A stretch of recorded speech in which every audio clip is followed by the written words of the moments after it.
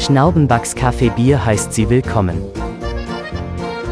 zum Snortfest. Beginnend bei Das salzige Schwein, Schweinebraterei.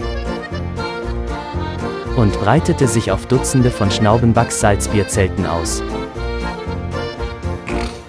Snortfest sind 3 Wochen Trinken, Essen und gute altmodische Ausschweifungen.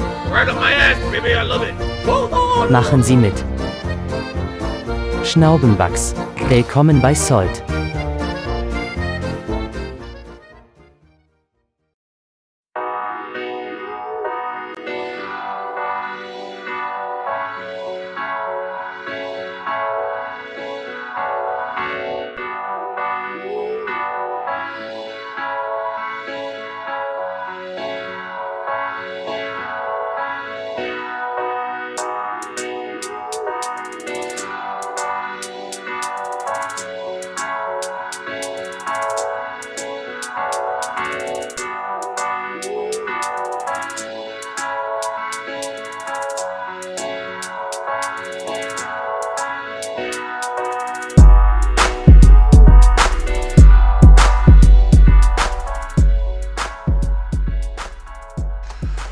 Okay,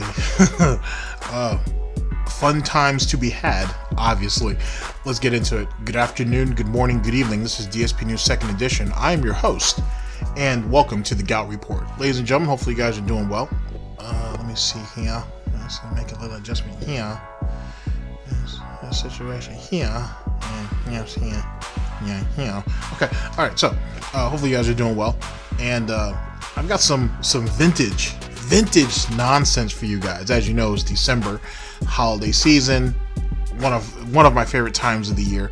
I thought we could break out some vintage Darksydephil, which is all we do on this channel anyway, but some particular in particular I should say some rather spiciness. A little bit of snort here, a little bit of sniff here, a little bit of ego here, a little bit of crying and complaining here. I know you guys might think it's no different than a regular day in the life and times of the DSP vortex, but this, ladies and gentlemen, I think is special. And being that it is the holiday season, yet again, I think you guys will see the value in what I'm saying here. Ladies and gentlemen, we're here with LD. DSP tries it, unaware of reality, living in his own reality, victimization, and fuck getting a job. This is from May 16th of 2014. The whole reality thing is just a yummy little bit in itself. You guys already know what that is.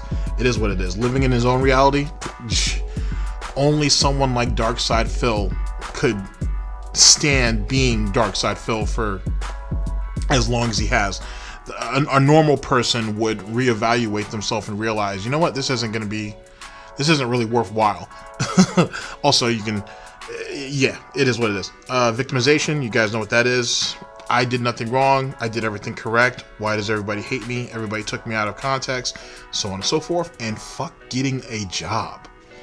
This is the part that I think will be really interesting. And remember, this is 2014, ladies and gentlemen, roughly 3 years into his successful milk and honey gravy train situation on Machinima. Should be a good look either which way. So let's go ahead and get into that. Thank you for coming to my TED Talk. The link to the original video should be down in the description, so you can check that out at your leisure. And let's go ahead and get to the situation, ladies and gentlemen. Let's not go ahead and hold off any longer. Let's go ahead and cut some bacon off his back and make that a thing. Also, few things real fast. I heard that Wings apparently brought Mrs. Wings of Redemption up there on his stream.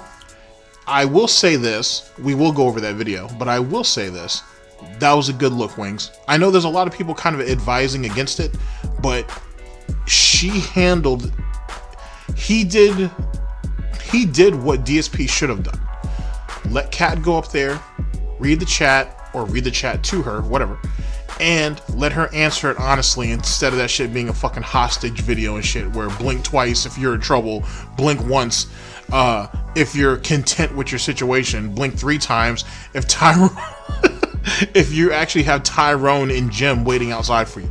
Like, Wings, for the most part, handled it. He handled it well. I heard he made a good amount of money that night too, so that's a thing in itself. But I'm looking forward to going over that. That might be. I'm anxious to see what this woman's personality is like.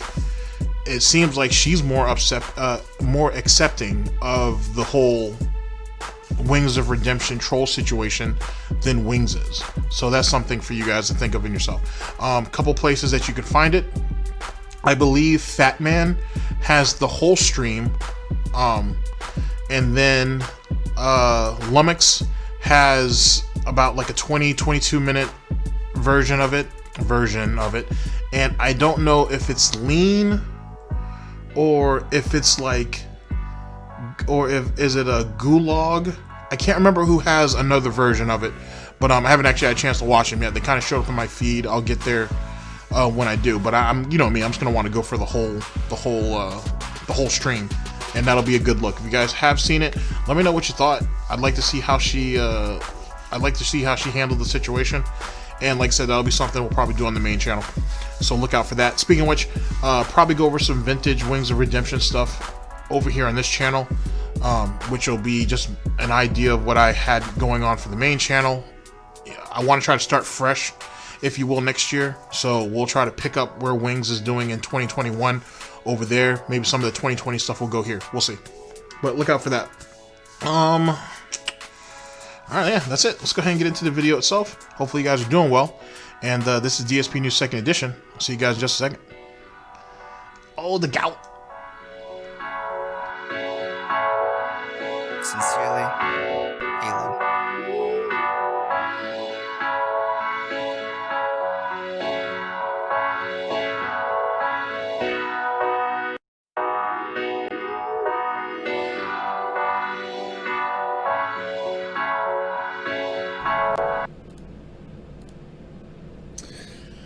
Okay, hello everybody. Excuse me. Hello, and welcome to the stream.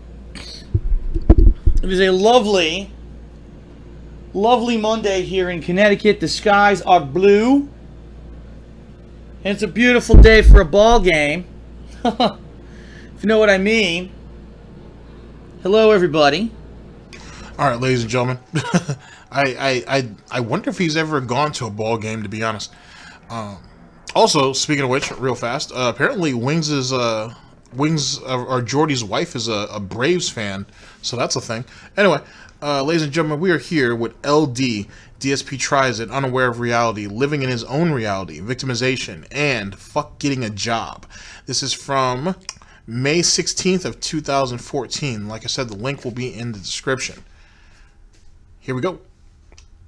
Thank you for joining me here this afternoon for a fun-filled afternoon of MLB 14, the show, on stream. What you are seeing right now is some superb fan art, and I'm going to get the name of the person who made the fan art in a moment here. Fortunately, I'm going to have to scroll very, very far down to get to it, because it was yesterday afternoon when the person sent something to me on Twitter. On the Twitter.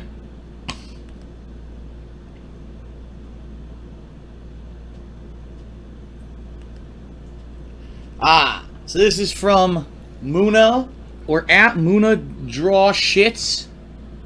I thought it would be Muna Draws Hits. No, it's Muna Draw Shits on Twitter. She created this awesome MLB fan art for us to enjoy on the stream.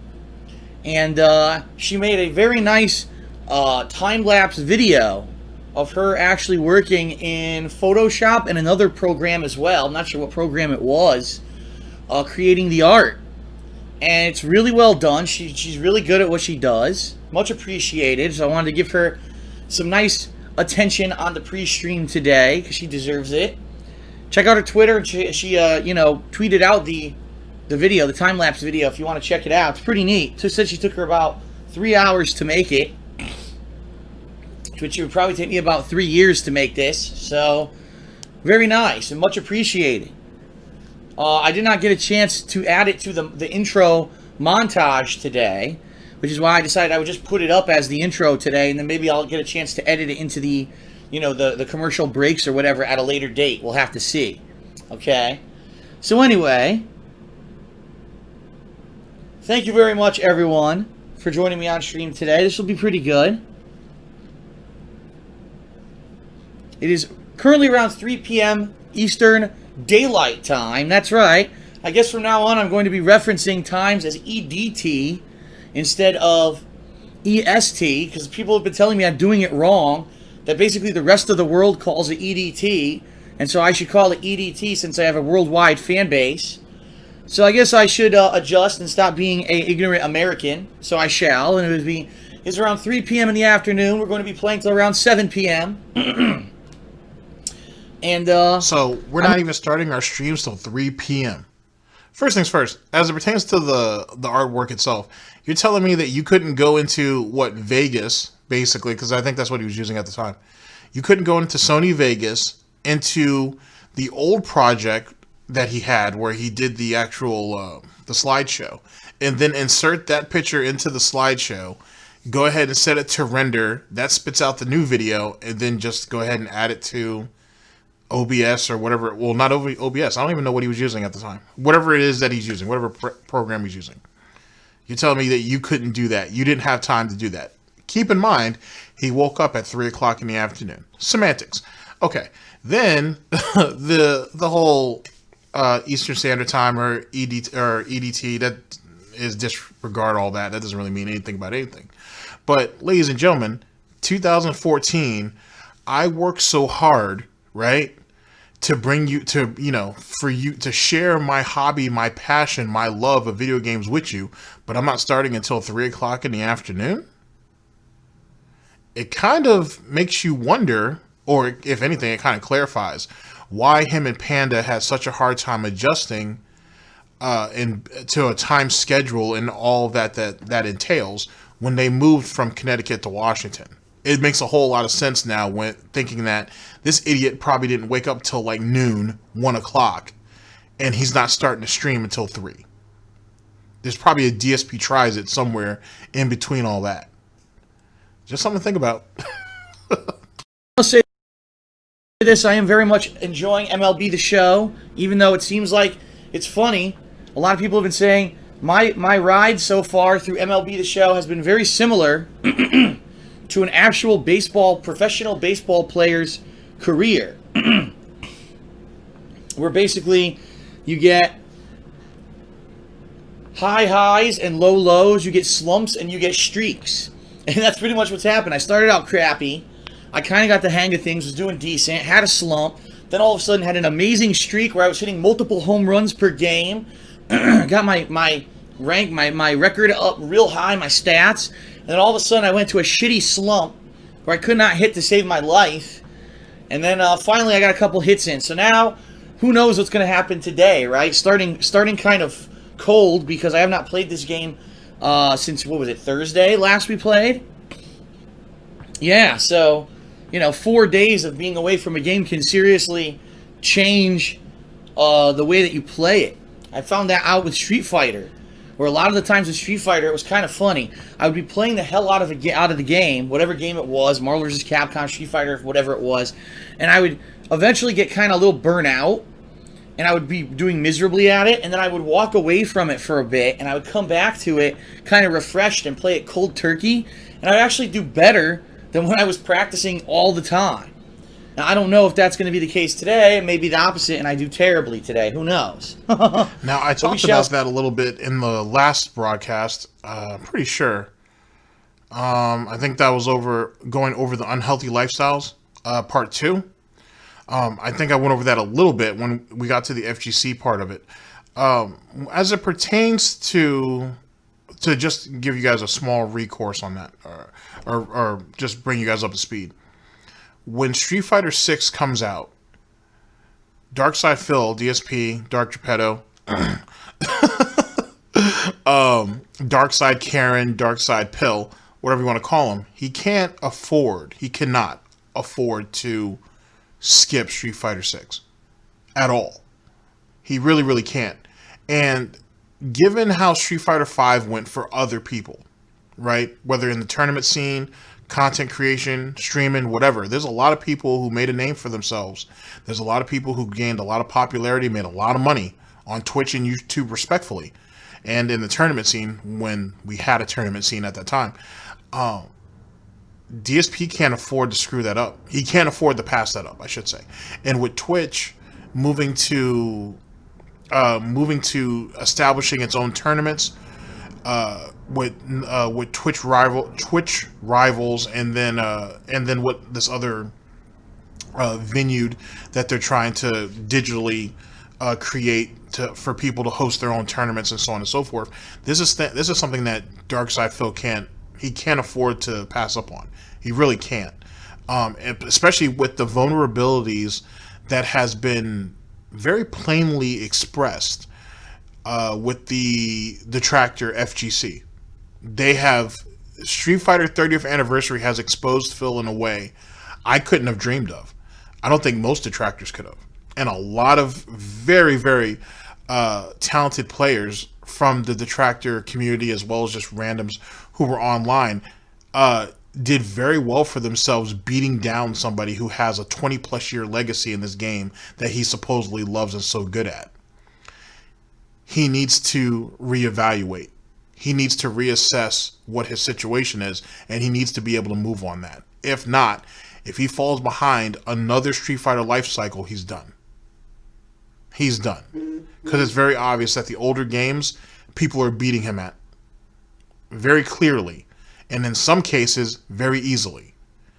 It came from, Evil AJ was the one who was basically handing him his ass and taking him to school, to now you got Goji Tanks, you have Goji Tanks or Goji, you have Chaos Wolf, you have all these other people who came in and have done their thing in not just one different game, but in some cases, in multiple games. He can't afford to fall behind. He cannot afford to fall behind. He really can't. Not from a streaming standpoint, not from a content standpoint, and to be honest with you, not from a confidence standpoint. If he loses Street Fighter, he loses everything. That is his last bastion, if you will, for the FGC. If he's getting swept up by the detractor community, by the detractor FGC, I should say, as I called them, as I started. If he gets swept up by them, he's done. He is done. So when it comes to Street Fighter 6, he has to come in on the ground floor and he needs to keep playing it. I don't care if he plays it on stream or not. He needs to keep playing it. If he has to put in 2 hours a night after he's done streaming or whatever, or if he has to adjust his streaming schedule to where he starts streaming early and then ends early, so where at 2 hours every night he can get online and start playing, he needs to do it. He can't, obviously, whatever talent that he allegedly says he had, gone. Whatever reflexes and reaction time, I've told you this for years, as other people have told you, gone. Now he has to practice. Now he has to grind. I don't care if he makes those into YouTube videos or not. He's got to do it. If not, he's fucked. Just my opinion, of course. See what happens with today's gameplay, okay? So, we're going to be doing that till around 7 p.m. And then later tonight, we'll have a second stream of Bound by Flame, the action RPG hybrid that plays very similarly to The Witcher, and has a kind of dialogue that I would say is kind of a little bit similar to Dragon Age in some regards. And it's interesting. At the same time, it is kind of a mishmash of a lot of generic RPG elements. And I think that that's the reason why not a lot of people really care about the game. So tonight I'm going to be doing one more stream.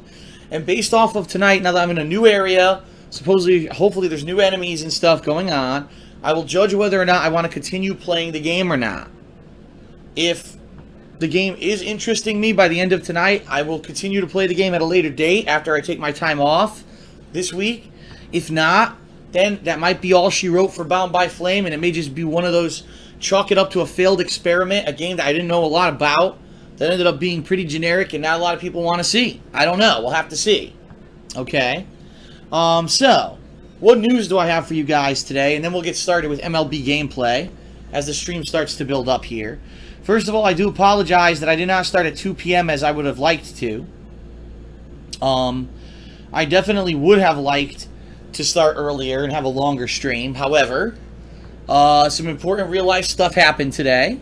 I actually had a real estate agent come by my condo, do a brief walkthrough of the condo, explain to him certain things about the condo. Of course, he was incredibly interested at what I do for a living, because as soon as he took a look at all the stuff in here, he's like, "You've got an incredible amount of figurines and stuff. What do you do? You know, is it related to your business?" I said, "Well, it kind of is, even though, it's not really, doesn't have anything to do with the content of my videos. I have done videos and stuff, showing off my collection before." So finally, wait. Okay, a couple things. So you have a realtor. You had a realtor, I should say, to go ahead and come out here and evaluate your condo so you could put it out on the market, despite the fact that you've told us that you were going to actually rent your condo out to your aunt or your aunt, the one who's a lesbian and the one who had gout and kept that from the family. Semantics. You said that you were going to rent it to her. So then which one was it? Obviously the realtor is here, allegedly, and they showed up. I wonder if you had the common sense and the forethought to clean up your place a little bit before they showed up and did their walkthrough. But that's neither here nor there. Then they see all of the gaming paraphernalia, they see all the statues and everything like that, and they're like, "Oh, is this part of your business?" "Oh, well, it's not really part of my business." "How is it not part of your business?" "This is part of your passion, right? This is your hobby, right? This is what you want to do for a living." So theoretically, the decor, in air quotes, and whatnot that is around you, at least some of it, does that not complement what your business is, or at least part of the aspects of your business? Think about it, ladies and gentlemen. He did a bunch of talking videos, his channel update videos, to be honest with you, and he used those things as backdrops.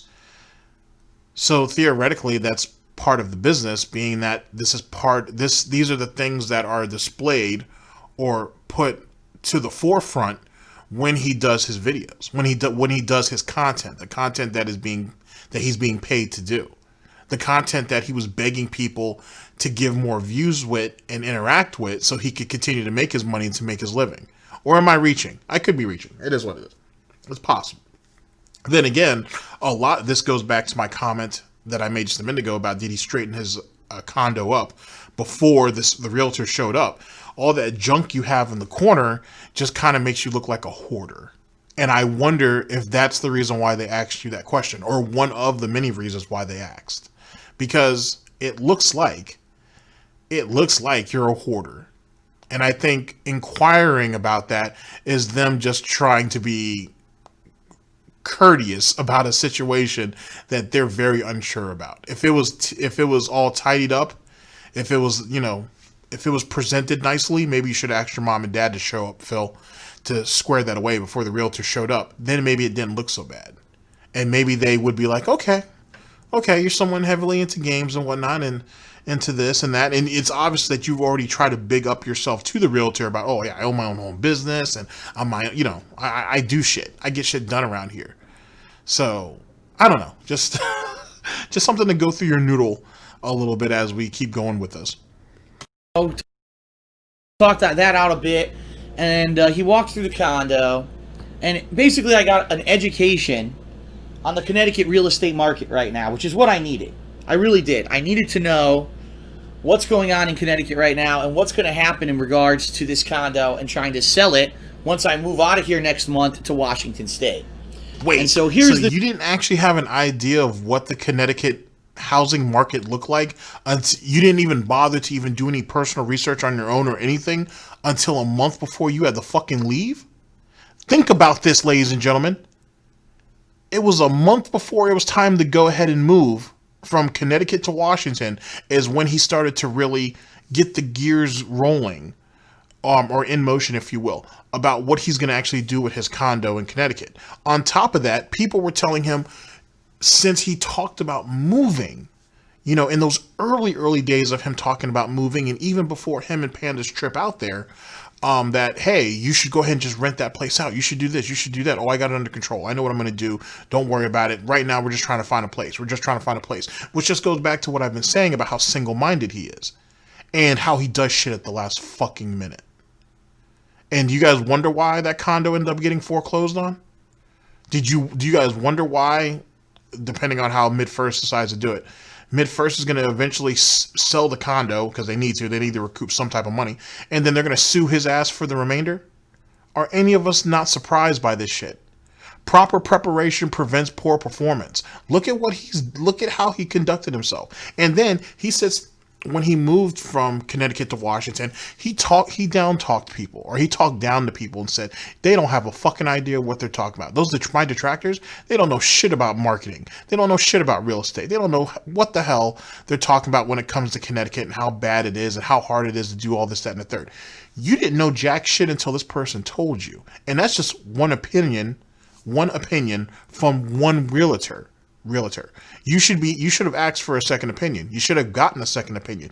You should have spoken to more than one realtor. Just saying. I mean, at least in my personal opinion. But semantics. Let's go ahead and see what he has to say. Nitty gritty of it, guys, because I know a lot of people have been wondering about this.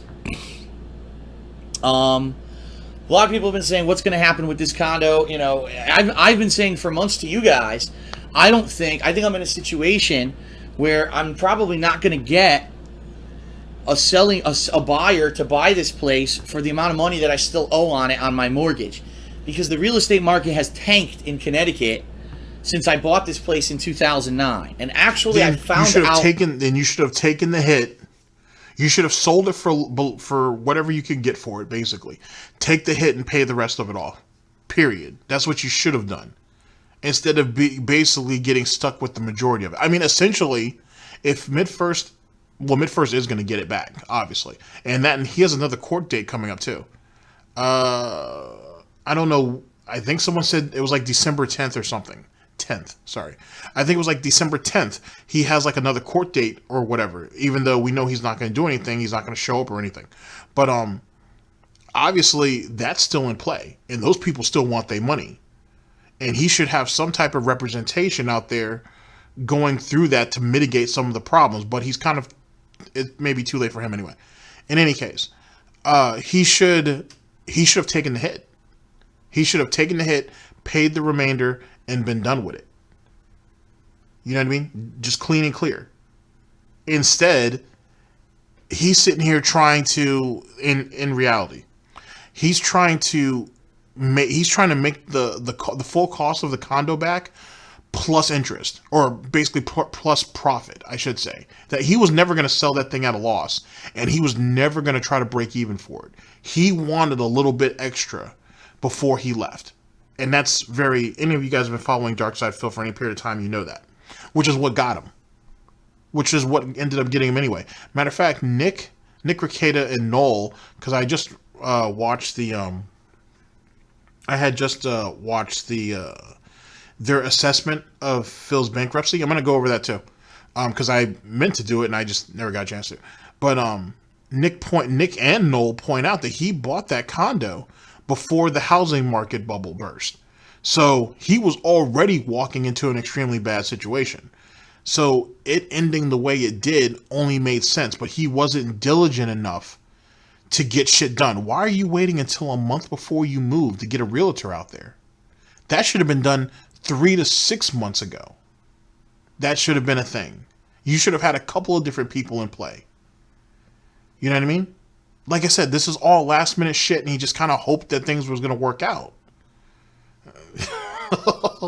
He's a mature adult, though, with a business degree, isn't he? You know what I'm saying? So you can't question that. His ACE certification, ladies and gentlemen, says it all.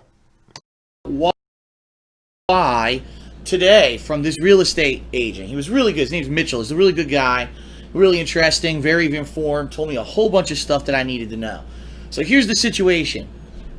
In 2009... Matter of fact, isn't John in real estate? John Rambo. Wasn't he in real estate? Or he at one time or another? I'll have to look that up. But I thought John did real estate too. Or he was or he's in some field of real estate, I thought. I'll have to look that up. The real estate market was booming. Okay, prices were kind of overinflated a bit. I bought this place, what was considered. Hold on a second. I'm going to bring this part back.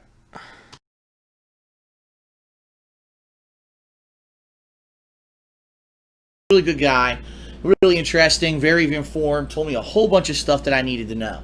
So I buy this place for the amount of money that I still owe on it on my mortgage, because the real estate market has tanked in Connecticut since I bought this place in 2009. And actually, I found out why today from this real estate agent. He was really good. His name's Mitchell. He's a really good guy, really interesting, very informed. Told me a whole bunch of stuff that I needed to know. So here's the situation. In 2009, the real estate market was booming. Okay, prices were kind of overinflated a bit. I bought this place, what was considered an FHA, which is a First Homeowners Association loan. What that loan allows you to do is two things. Number one, you get a promotional interest rate that's low, and at the time, the interest rate that I got was very low for the time.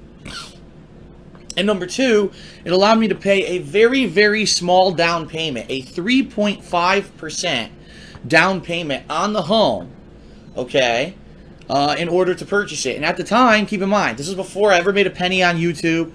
I had my Darksydephil channel for maybe 7-8 months, and it was just gaining popularity. I had some money saved up from my job, which I had worked at that point for about 2 to 3 years, but I didn't have a lot of money, and so I didn't have a lot of money for a down payment, and it was this FHA program that allowed me to buy this place and not have to put a lot of money down for it, okay? Wait, so that's couple of questions. One, he was living at home with mommy and daddy, so where was your money going for those 2 or 3 years before you bought the condo? That you know what I'm saying? You had money saved up, but obviously you didn't have a lot of money saved up. Why the fuck didn't you have a lot of money saved up? Or a good amount? Two, you didn't know what kind of loan you were signing when you essentially got finessed into that condo anyway? Oh no. Three, where the fuck was your parents at? Where was your father at in this situation? This dude had no fucking idea what he was doing. Not a clue. Not a clue. Oh, shit. Oh, my God. I knew this was bad. Like, I in hindsight, just from what information that I had gone through before getting into this period of Darksydephil's illustrious career and legacy, I knew he had made mistakes, but I didn't know it was a month before we moved from one condo to another, which is halfway across the country. Across country, I'm sorry. We're just now figuring out what kind of loan we have, how the interest rate and everything worked, and why you were able to coast along paying what you were able to pay for as long as you did. Take it all in, ladies and gentlemen. Take it all in. God damn. I bought it. Guess what? Since 2009, okay? Since 2009, basically, the housing market not only crashed in Connecticut, but the reason it crashed is because they stopped giving out these loans. They stopped giving out the FHA loans. So all people my age, younger people who are looking to buy their first place, couldn't buy these places anymore with the low down payment. For whatever reason, I guess it was some federal mandate. They changed the program. So basically, condos, you couldn't buy a condo like this one with an FHA loan. So the bottom line is, how are you going to be able to afford a condo if you have to put down a ridiculous amount of money? And the answer is you can't. So what ended up happening was the housing market plummeted. All condo prices tanked because no one could afford them. And so that's what's happened. The value of all the units in this building have dumped since 2009 because no one could get an FHA loan to get the lower down payment and buy the place, which is ridiculous. Thanks, federal government.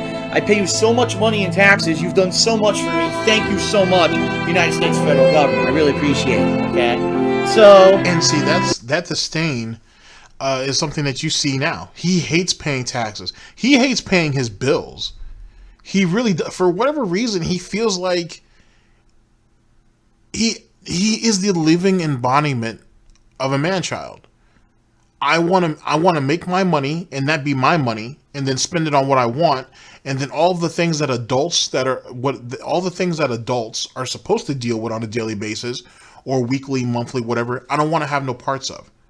Oh, paying medical bills? I don't want to do that. Driving people to doctor visits and appointments? I don't want to do that. I don't want to run errands. I don't want to do any of that. I want to sit down, play games, make a shitload of money so I can continue to feed my gout and my gambling addiction and my alcoholism, and then be done with it. I don't want to have to deal with anything else. I don't want to have to do anything else.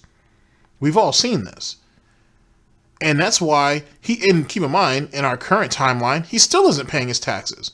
He says he's paying his back taxes, but even then, that doesn't sound right, because it was only a couple months ago he was saying that he talked to his tax attorney and he was still working things out with the government, waiting for the government to open back up and then get back into negotiations to get him back on another payment plan, because remember, he defaulted on the first one, and get back on another payment plan so he could go ahead and start that back up.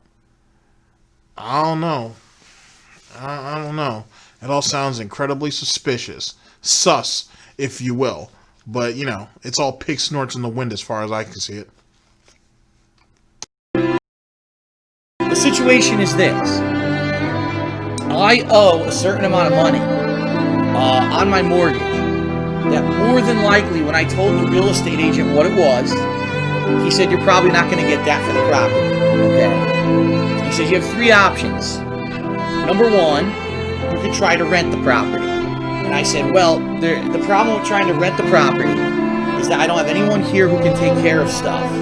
Okay, no one. I don't know what, my parents are getting older. I'm not going to have my dad coming in trying to fix toilets and shit if something goes wrong. So if the stove goes, the fridge goes, there's no... And it's always the toilets. It's always the toilets with this guy that keeps breaking. I mean, not to say that pouring hot bacon grease into your toilet every time you make something that has to do with bacon would have any type of negative effect on anything. I'm just, most people would assume as such.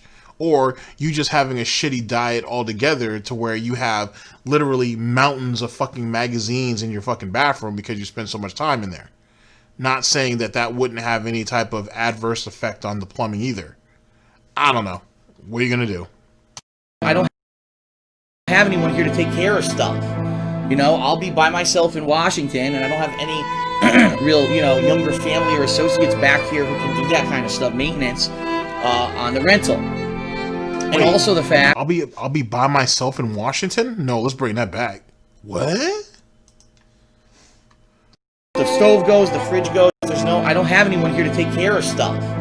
I'll be by myself in Washington, and I don't have any real, younger family or associates back here. What the hell does he mean by that? What the hell do you mean you'll be by yourself in Washington? Isn't Panda moving with you? Oh boy, ladies and gentlemen, we may have found ourselves something here. You will be by yourself in Washington. But that doesn't make any sense because you were moving Panda over there with you. And in actuality, ladies and gentlemen, the reason he was moving Panda over there with him was he was supposed to be getting the back surgery when he goes to Washington, and he needed someone to take care of him. Which is the reason why he never got the back surgery in Connecticut, because he made all these excuses about, it may not work and this, that, and the third, but who's going to take care of me for X amount of weeks? So that's where Panda came in when it came to this Washington move. But now he's sitting here telling the realtor that he's going to be moving by himself? And why are you lying to the fan base about this when they saw all of your vlogs of your house hunting with Panda?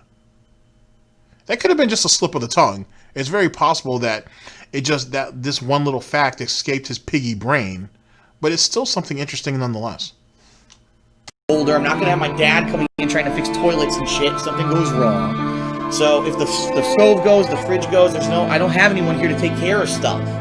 I'll be by myself in Washington, and I don't have any real, younger family or associates back here who can do that kind of stuff, maintenance on the rental. And also the fact that this place is so expensive, between the common charges and the mortgage that I pay each month, I don't doubt that I could get someone to pay the amount of rent to cover how much I owe. So I may be bleeding money if I do that regardless, okay? So that's number one. That's option number one, renting. Option number two would be a short sale. What a short sale is when I contact my mortgage company and I say, listen, I just can't afford the place anymore. I bought a house in Washington. I can't be paying 2 mortgages, so I need to sell it for less than what I owe on it.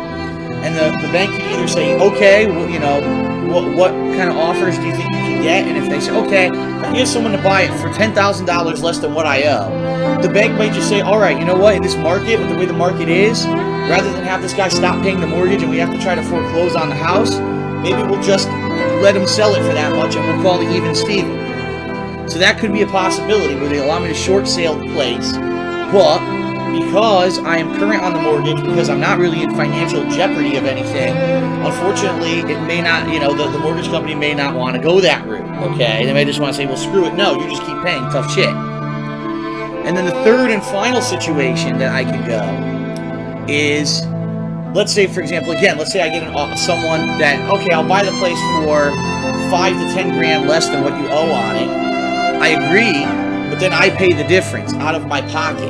Now, let me tell you something. I have money saved up. I have savings, okay? I'm not stupid. I had savings saved up for this very reason. I knew that I was going to have money that I needed to move and to sell this place and stuff. But the bottom line is I would much rather put that money towards moving, right? I got a big down payment. I gotta fork out pretty soon to buy the place in Washington.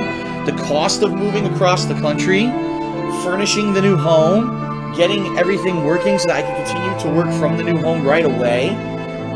There's a lot of stuff that I need to pay for that obviously it's a better use of my money than me dropping a ridiculous amount of money out of my personal savings to sell this place. Okay, here's the reality. All right, out of the 3 options, what were the 3? First one, short sale. No, first one was renting, second one was short sale, third one sells it at a loss, and then basically he paid the difference. First one, obviously his dumbass was waiting till the very last fucking minute anyway, maybe because yet again about his aunt, and he was going to try to make that transition. So that is what that was, even though according to Darksydephil lore, DSP lore, Piggy lore, she didn't even pay him the full amount for it. I think he still had to throw $400 or if not more on top of what she was giving him each and every month to make the mortgage payment. So that's one thing. But his laziness is what screwed him over with the renting part of it. Second part, short sale. The bank may not agree with it because I'm not financially in the worst possible situation. They may allow it, but they might not allow it.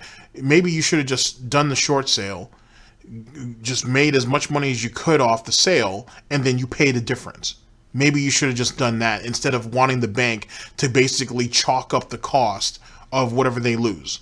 Maybe you should think about that. Yet again, Darksydephil trying to get over.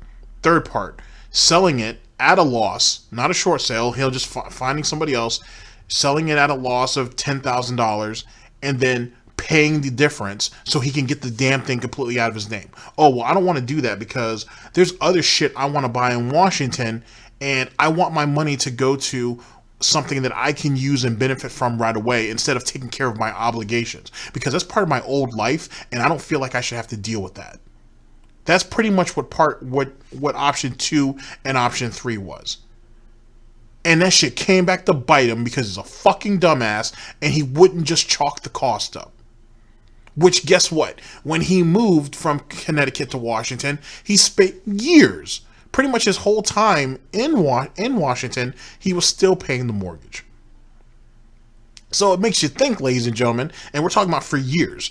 So you're thinking, so if you would think about it, ladies and gentlemen, it might have been better for you to just go ahead, sell it at a loss, sell it at a loss, pay off the difference, and then walk away. It would have made more sense to do that. But instead, he wanted to be a dumbass, and it came back to bite him. That's incredible. It's not surprising because it's Darksydephil, but that's incredible that that's what the situation was, and that's how that played out. That's amazing. That's absolutely fucking amazing. And what good was any of that at the end of the day?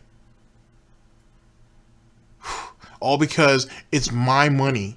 It's my money, and I want to do what I want to do with it, instead of taking care of his obligations. Like a child. A child always thinks about what they want to do before what they need to do. Someone immature always thinks about what they want to do instead of what they need to do. If that was the case, why didn't you just ask your parents for the remaining amount?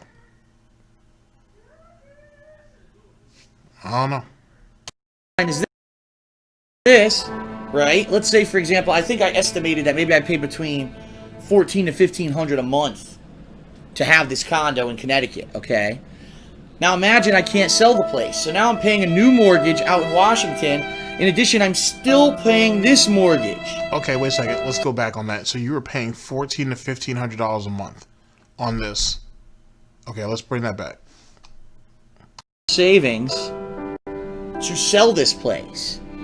But the bottom line is this, right? Let's say, for example, I think I estimated that maybe I paid between $1,400 to $1,500 a month to have this condo in Connecticut, okay? Now imagine I can't sell the place, so now I'm paying a new mortgage out in Washington. In addition, I'm still paying this mortgage. So it's really a condition of, what do? Do you gradually bleed money while you try to find some perfect scenario of someone who wants to pay enough, or that the bank will finally let me sell it for less, and continuously bleed $1,500 a month out of my bank account, which is not going to last very long? You know what I mean? Or do I take a massive hit up front and say I will pay this huge difference in what a buyer will pay and what I owe, just to get rid of it and say I don't have to worry about this fucking place anymore, I don't want to hear about it ever again, I just want to focus on my new life in Washington State. So it's going to be a very, very, very tough situation coming up. I'm sorry, that wasn't a tough situation. I'll play it back one more time, but that wasn't a tough situation, ladies and gentlemen. It really wasn't. So he's paying, he pays somewhere between $1,200 and $1,500 a month for the condo, and then he was paying another $1,500, let's just say $1,500 a month for the Connecticut condo, and he did this for years. So instead of paying as I've already stated, paying the cost up front, right, and knocking that out and getting that up and out of his name, he decided to drag it out for damn near 4 years, almost 5. And now the bank not only did the bank get all that money for all those years, but now they have the condo back. They're going to sell it at a loss on purpose, because why wouldn't they? And then they'll probably just sue him for the remainder. So he's fucked either which way. Yeah, they bled the fuck out of him. They cut slabs of bacon off his back. They cut ribs off his back. They cut him into ham. They cut him all up. And then they're still not done with him yet. All because in 2014, this idiot waited until the last minute, let this realtor, basically asked this realtor to give him a crash course for, let's be generous and say maybe 20 minutes to a half hour, and then based his decision making off of that, essentially. And people feel the need to defend him. And people feel the need to defend him. People feel compelled to defend him. How do you defend this? How do you make a case for Darksydephil given this situation now that you guys have heard it? How do you do that? All right, I'll play it back in its entirety one more time, and then we'll continue to move on.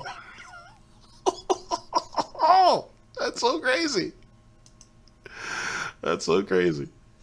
Front and say I will pay this huge difference in what a buyer will pay and what I owe, and continuously bleed $1,500. So it's really a condition of, what do? Do you gradually bleed money while you try to find some perfect scenario of someone who wants to pay enough, or that the bank will finally let me sell it for less, and continuously bleed $1,500 a month out of my bank account, which is not going to last very long? You know what I mean? Or do I take a massive hit up front and and say, I will pay this huge difference in what a buyer will pay and what I owe just to get rid of it and say, I don't have to worry about this fucking place anymore. I don't want to hear about it ever again. I just want to focus on my new life in Washington State. So it's going to be a very, very, very tough situation coming up. And really, honestly, I can't really do much with it until I move out of here. Once I'm out of here and all the stuff is gone and I have people come in and touch the place up and fix the holes in the walls and make the place look like it's saleable, then I could basically have people start coming in and seriously consider what I can do to sell the place. But right now, I'm not at that point yet.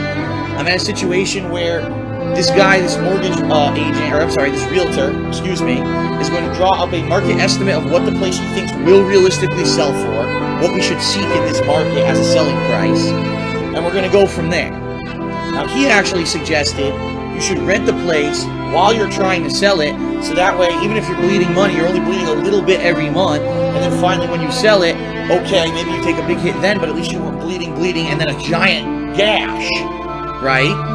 To which I said, well, that's great, but again, if I'm renting it, now who do I have? I don't have anyone in Connecticut to take care of it. Now I got to worry about paying maintenance companies to do maintenance on the place. Now I got to worry about, gee, the tenants that I rent it to, trustworthy people? Are they going to be assholes blasting music and then I get fines and stuff for them misbehaving? You know what I mean? It's a whole other can of worms and a whole other can of responsibility that I don't know if I'm willing to open right now, because I got enough going on with this move to Washington and getting set up out there to have to worry about idiots back home who are renting this place and acting like assholes.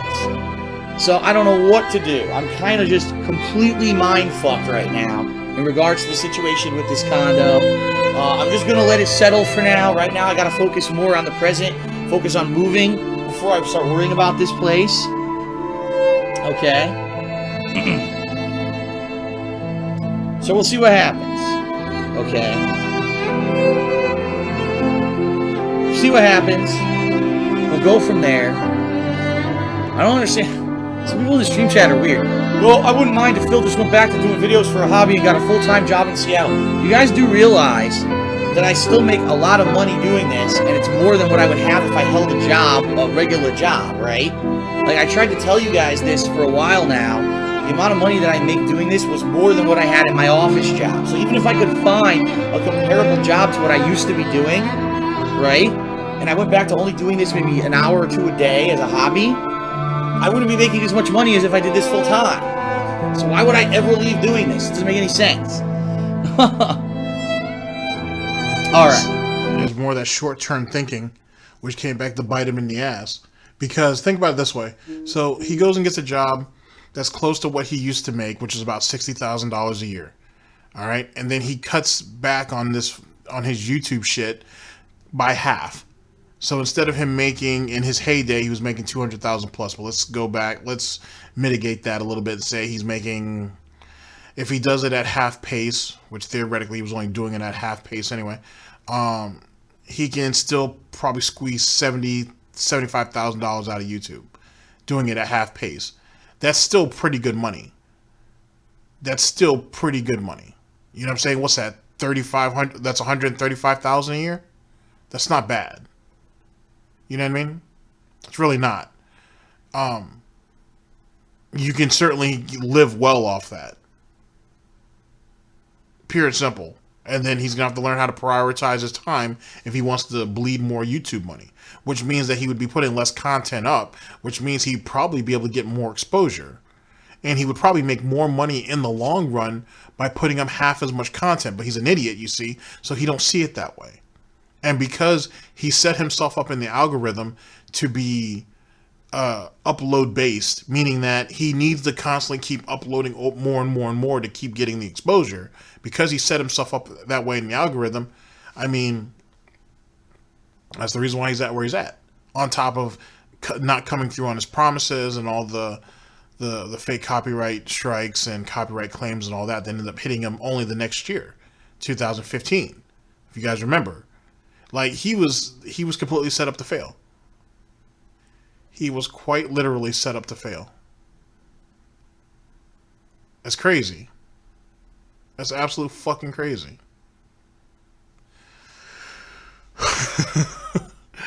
But only suckers work a 9-to-5 job.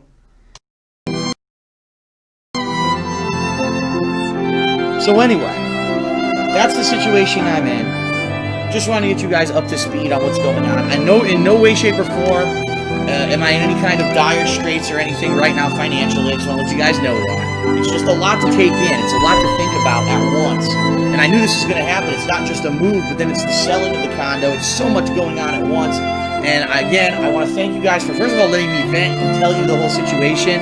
I know that a lot of you are kind of in there with me. You know, you were really interested in knowing what's going to happen with all this. Where's this all heading? And I am as much as you. I'm as interested as you are, obviously, because it's my life. And a lot of you are, you know, you appreciate that. And I want to say thank you for those of you who are patient. You know, here I am an hour later than I would have liked to have been on stream for a good reason. Thank you for being patient. Thank you for watching the content and for coming out on the stream. We got almost 500 people. I'm sure when I start playing, we'll get more. It's very good. Very good. And it's all good stuff. That's the cool thing. The cool thing is that this is all good stuff. It's not like I'm bogging you guys down with a ton of negative shit. This is all positive stuff. Yes, I have to go through a lot of crap. Yes, it's a lot of busy work. But at the same time, it balances because I'm going to have a new place. I'm going to have a new office. I'm going to have a new setup, all new video series for you guys. Better quality videos, hopefully, if I get to get a better computer, a better graphics card and such. New layout. New office area to film, so that all my vlogs, everything's going to be higher quality from now on. You know, new video series, like I said, I have new filming locations, ideas that I've had in my head I've never been able to do, I'll be able to do. New vlogs of just the whole new area living. I can show you all the new businesses. DSP Tries It alone is going to be completely reinvigorated when I move. There's going to be a whole new place with food and things to try out. It's going to be nuts. So, you know, I'm very much looking forward to it. I'm sure a lot of you are very much looking forward to it. And then it's just going to be a lot of busy work on the back end to get rid of this condo. Okay. Alright, everyone. I think that's enough. Shared enough with you guys. I think it's now time for us to go ahead and begin some gameplay.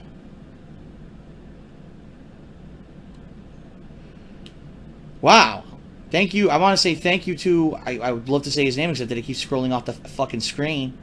K Dizzle, he says, mad respect, because a lot of other streamers out there say that, you know, their viewers are their friends, but they don't share any kind of this stuff, any of this personal stuff. Listen, you guys know that since 2008, when I started on the internet, on YouTube, that I like to say this, and I hope that at least my reputation and what I have done, how I've represented myself on the internet is true, that I am the realest motherfucker on the internet. You know, I hide nothing from you. I share everything. Of course, I don't share my sex life and stuff like that, but I share, you know, this kind of stuff, because let's face it, this is my life, and this is my business, and you guys watching my content and me sharing stuff with you is how I make my living, but also it's how I live, right? So it's my... This is how I make my content. This is my business. This is how I live. Yet, strangely enough, Panda wasn't named at all in this video, or in this segment, I should say, despite the fact that's who's moving with him. And, you know, I'm completely and totally honest with you. I don't hide anything from you until I have to protect my family, right? To protect himself, I should say, and his family. Then lying to you guys is okay. Interesting. Day-to-day life. And I love to be able to share these experiences. If anything, of all the years that I've shared stuff with you guys, I would hope that maybe you guys have learned that from my mistakes, from things that I've done, from things that I've been through, places that I visited, that you guys have been able to learn and experience things that maybe you never have been able to experience. And now in your lives, when you're moving on, it's time for you to move out and try to get a condo and try to get another place. You're learning from this experience. You know what I mean? That my going through it is to help you. That's how we all benefit, right? I'm the kind of person that I don't just want myself to succeed. I want to see everyone succeed and be happy. That's the kind of person I've always been. You know, I'm not just everyone else fuck them. I'm all for myself. I want to see everyone around me be happy and succeed. And I hope that by sharing these kind of information, these experiences with you, help you in your life. I know that you know. A lot of people will say that's bullshit. No, that's true. That's why. Why do you think? I could have easily just jumped right into gameplay today, had 2 or 3 extra videos and made more money on it, or I could talk a little bit about this stuff with you guys, which I like to do. So thanks for being on the stream today. I appreciate it, guys. And that's going to wrap up the pre-stream. Let's get into MLB, shall we? Alrighty then. Okay, wait. So I want to see everybody succeed. I want to see everybody do well, except for when we had Respect the Pack, right, for Project 7, and we didn't want to give them a dime. Hey, when John and Howard approached you and was like, hey, throw them some money so we can at least finish this season out, right? Oh, well, they didn't want money, though. They just said they wanted popularity. They just wanted exposure. But I thought you wanted to see everybody succeed. So if you got 2 members of your group who have put money in, at least on the shirts and everything, so at least in the project, so to speak, if they're coming to you and saying, hey, the key component to all of this that makes this machine run, they need a little bit more, give that to them so we can get this, so we can finish the rest of this up, right? And you say no, you flat out said no. What does that mean exactly? What does that say about you? That doesn't sound like you're someone who wants to see everybody succeed. It does sound like very much so. And time has proven this, that you're someone just out for yourself. And then I like how he said, oh, instead of me doing this pre-stream, and when I could have done 2 extra videos and made myself extra money. Because remember, this is back in the days of 10-minute long videos. You see what I'm saying? You see how I'm playing this out? Now, the main takeaway from this video, ladies and gentlemen, is the fact that he waited till the last goddamn minute to do what, literally a month until he moves, he waited till the last goddamn minute to find out any type of information that could have helped himself, and then still procrastinated after he was given some of that information. This is incredible. This right here, ladies and gentlemen, is the genesis of a lot of the nonsense that led into the foreclosure. The foreclosure was always going to be in the cards for him, always, and I think this right here proves it without a shadow of a doubt. And that's what makes it hilarious. It makes it pathetic too, but it certainly makes it hilarious. All right, ladies and gentlemen, give me a minute to go ahead and straighten up. We'll reconvene for final thoughts, and I'll let you guys go on your way. That's amazing. Oh, I'm telling you, his past never fails to entertain. It's enlightening. It really is. And the thing is, this video, so to speak, this broadcast will be much more useful to those in the future than his original segment will be. Oh my God. People will learn from Darksydephil, but not in the way that he wants them to. And that's why he's mad. Incredible.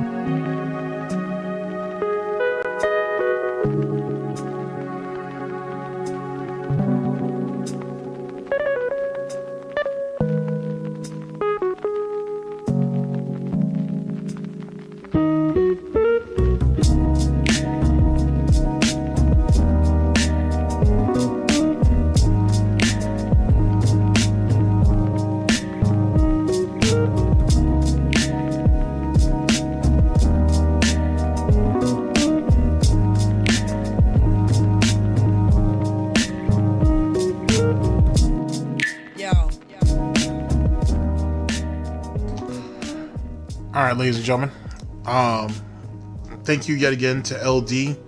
I very much appreciate it. The link should be down in the description, so you guys can check this out at your leisure. And let's get final thoughts. I mean, as far as I'm concerned, ladies and gentlemen, this is why the foreclosure happened. He was the perfect incubation chamber, or petri dish, if you will, for it. Absolutely. He has always been a financial mess. And the fact that he was already waiting till the very last minute on a decision where he should have been able to pull the trigger on right away shows how selfish, how greedy, how self-absorbed he is, and how it only comes back to bite him and people like him. the renting the condo out, that's whatever of whatever. But either short selling it and paying the difference, or selling it at a loss, which is pretty much the short sale, but without the official term, and then paying the difference, he should have just done that, and he would have saved himself so much trouble. Now, granted, if he had done what he was supposed to, that's $1,500 that's in his pocket over there in Washington. What happens with that? Well, he spurges it on dumb shit. He's definitely not going to save it, because obviously saving is not a good idea. That's like going to the gym. That's not going to work for him. So he's not going to save it. So we're talking about buying way more junk, but more than likely the stuff he needs for his business, he would just make his audience pay for. Maybe him and Panda took more staycations. I couldn't tell you. I still think there'd be a fine. Maybe Panda would have gotten a car. She may have been able to get a car out of that deal if that was the case. Who could say? But he would have figured out a way to spend that additional money instead of saving it, instead of investing, maybe making additional payments to his house, the Wakando, the house in Washington. He probably would have just spurged it on something else. Who could say? And he probably would have he definitely wouldn't have used it to pay his credit cards. So the credit card situation would have gone out the way it did, I think. I don't know. That makes a very good kind of hypothetical pignosis, or a good Theo theory, to be honest, on how that would play out. I don't know. I'll have to think about that. Maybe we'll reconvene on a future broadcast to talk about it. But who could say?